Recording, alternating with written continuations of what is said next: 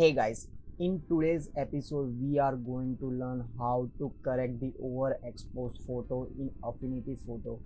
As an example, I am going to use these two images as you can see, and this is the overexposed image, and let's see the after version of that image.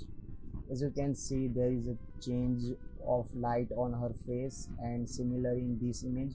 If you want to learn how I do it in Affinity Photo, keep watching.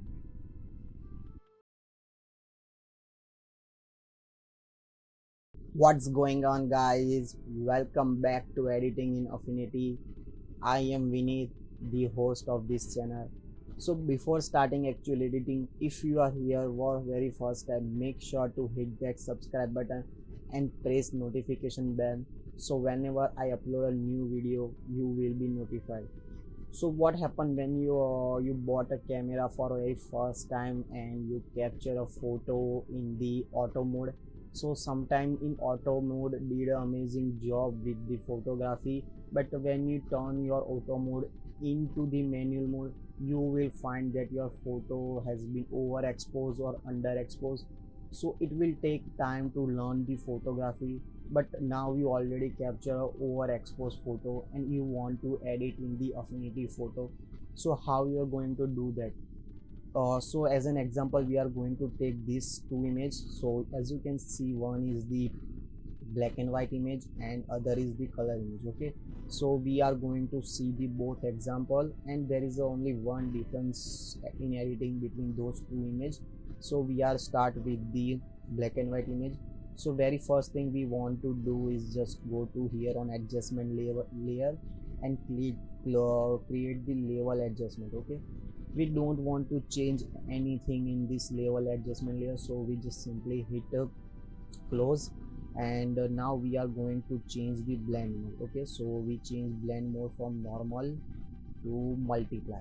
Okay, as you can see that all the brightness from her face and from her hair has been decreased very dramatically, but we don't want to decrease that much, so we are going to change the opacity of the layer and something like 60. Okay, 60 61. So there is also one difference that we haven't removed the light from her face. Okay, we want shine also, and we also remove the light from her face, so we can create the uh, dark layer, sorry, the mask layer, inverse mask layer. Okay, so if you want to create the inverse mask layer, what you have to do is just press alter button on your keyboard and press this mask button over here, and now you have to select the brush. Okay, you can select by pressing B on your keyboard and then go to brushes, select any light brush from this brush dialog. Okay, so that's fine, and make sure that foreground color is set to white. If you choose foreground color set to black, you will be not painting on her face. Okay, so let's zoom it little bit, decrease the brush size and simply paint it over her face.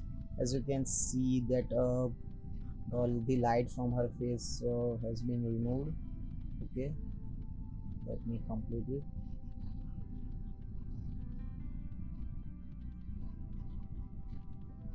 So what happens sometimes that when you paint on the face or any part or on any image, you will skip some parts, so you can increase the brush size and just paint it over on the part and you will be get to go. Okay, so I think that's fine.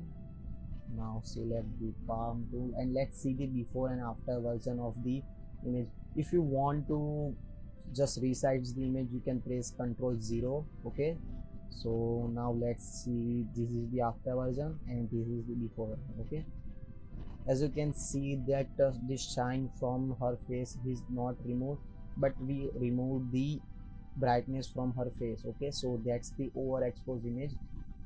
As you can see, this is the after version and this is the before version, and I must say that after version is look good.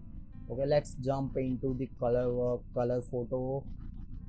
So we are going to say, or do we are going to do the same for this version as well. but there is only one difference. So let me do the same for this image as well. Go to level, don't change anything in the level adjustment, then go to blend mode and choose the multiply, reduce opacity by 60 or whatever you like as per the photo. Okay, and now we are going to select the inverse mask layer by pressing alt and mask icon. Select any light brush. Okay, selected. Make sure the foreground color is white and select brush, of course. Increase the brush size and just paint over.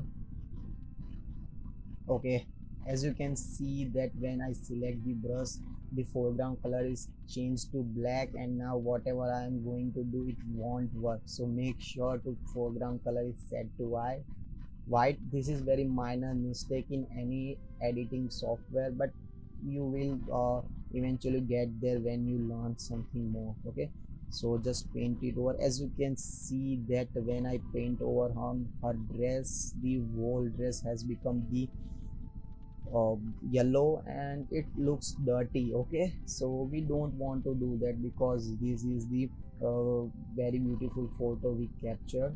Okay, so let me finish it first and then I will tell you the solution of this image.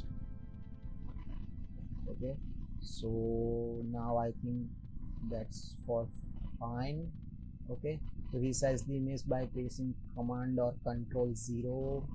Okay, so now as you can see that her wall dress look yellowish and it's not look good. Okay, so what we can do is go to adjustment layer again and select the vibrance. Okay, so we can reduce the vibrance from here little bit. Okay, and increase the saturation as well little bit, not too much.